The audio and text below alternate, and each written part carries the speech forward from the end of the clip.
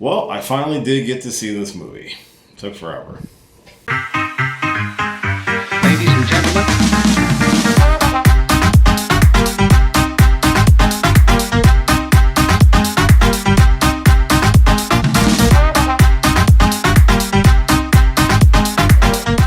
Hey, what's going on, everybody? It's your boy Will, and I'm here to do a quick review for Sonic the Hedgehog. That is right, I finally saw Sonic.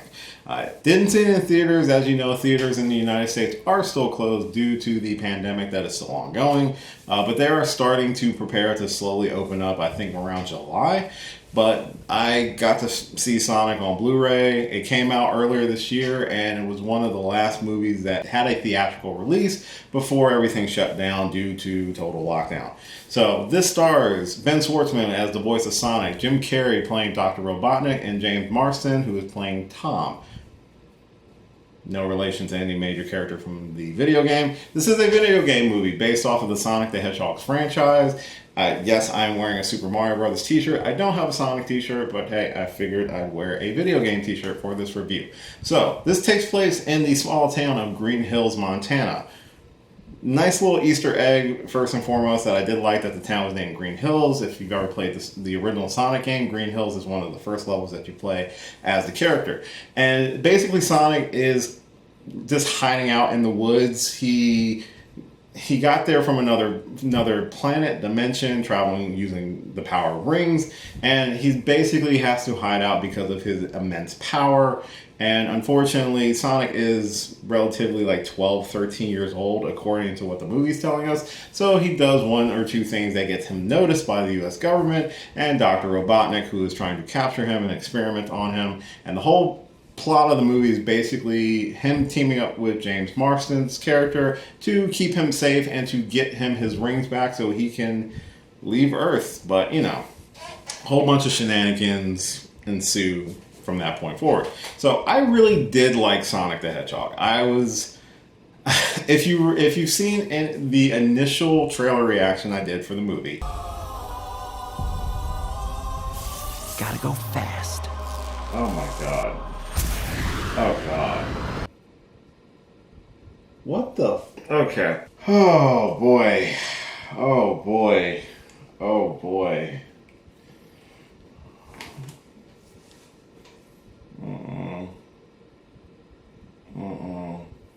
Which had the really bad design for Sonic the Hedgehog before they decided to spend a couple $1 million to retool it. It was not looking promising for the movie or for the character. It was possibly going to be a flop. But I know a lot of people got to see it in theaters before everything shut down, and they told me, like, it's really good. And I was like, well, I'll eventually see it. And I finally did. And I gotta say, it was really enjoyable. I thought it was a cute movie.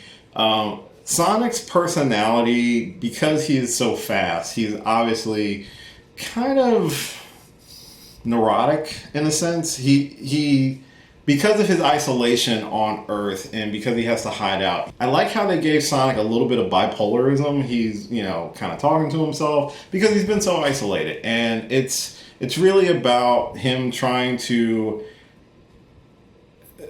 stay safe, but also it's not good to be by yourself. That's kind of weird for me to say, but I like the added quirk of him being a little crazy, a little isolation syndrome, stuff like that. It provides some interesting character development for him and allows him to grow more once he can interact with Tom and his wife and other people and doesn't have to hide out as much anymore. It's very, like I said, it's a really cute movie. I think the animation looks good. I'm so glad they took the time and actually listened to the fan base about how that original design was not going to work, and they really put effort into making it a good design. Yes, he does look cartoonish, but he's an animated character. It didn't have to be super realistic or try to be realistic, kind of like how Detective Pikachu was. But even Detective Pikachu, when you look back at that movie, the design of the Pokemon were slightly more realistic, but they still had some animation to them. Whereas the initial weird Cronenberg design that they had for the first trailer, it would have caused I personally feel it would have caused a lot of people to kind of reject investing in the character. Whereas this character, he's a I don't want to say he's a smart ass, but he's cocky. He is kind of a smart ass. But it's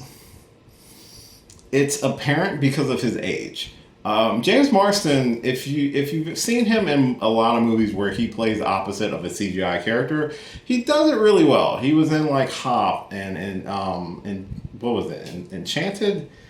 Is that the movie? I think it's Enchanted. But he's done a lot of these movies where he plays opposite of a CGI character, and he's a solid actor. I kind of wish he got more opportunities than what I typically see him. Most people will recognize him as playing Cyclops from the original X-Men trilogy. As well, he had a small role in the Superman Returns with Brandon Routh way back in the time machine, like 2006 or something like that. But James Marsden is a good partner with Sonic, and really he has his own story thread through the movie, which, working with Sonic and being there to help protect him and save his life really helped fulfill his desire within the movie, and I think gives him more of a satisfying conclusion at the end. He's not just there to play off of Sonic. He kind of has his own thing he's working through. So they both help each other, and that's what helps them become actual friends. In regards with Jim Carrey in this movie, I don't know. I liked his performance, but you could tell. I feel like some moments when he's on screen, it's like, is he in the same movie? Is he in the same movie as everyone else? He plays. I think he gives a very interesting layer to Dr. Robotnik that you don't get in the games, because there's really not a lot of audio into the later generations. But I feel like the director was just like, hey, here are the bullet points you gotta hit, and you do whatever you want. Because I swear he was channeling Fire Marshal Bill, he was channeling Ace Ventura, a little bit of the Mask, and some of the creepiness of the Cable Guy. But it was entertaining to see him kind of riff and be Jim Carrey again, because I haven't seen him do a lot in the last couple years. So this was kind of his first real live action movie in terms of comedy that I can remember in like the last 10 years. Correct me if I'm wrong, but I'm just going based off my memory. I didn't dislike his performance. It was very much Jim Carrey's performance. I'm curious with the subsequent sequels, with Jim Carrey most likely returning to the role as Robotnik, if we will get even more of a manic, insane scientist, and if going forward, once more games come out, if we're going to kind of see Robotnik in the games as Jim Carrey. So I think he did a really good job as the character. He plays a villain very well. He's still funny and entertaining, but he's also kind of crazy and insane at the same time. Overall, I really did enjoy the movie. I thought the action set pieces were really good. The use of the super speed was really well done and entertaining. I felt they took a lot of cues from other speedster type scenes.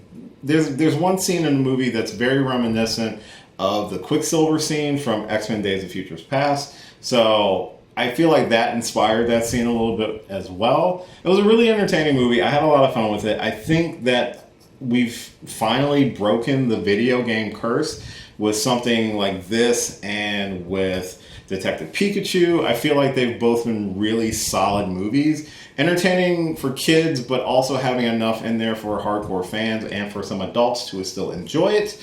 And who knows, maybe we will get a Smash Brothers style universe if they come out with a decent Super Mario Brothers movie. Who knows? There is a post-credit scene as well. I don't want to spoil it. I don't really want to spoil anything from the movie, but there's a very beloved yellow fan favorite character from the Sonic franchise who makes a brief cameo toward the end of the movie. If you played the game, you know exactly who I'm talking about, and I am excited for a sequel to see that character and Sonic work together really well.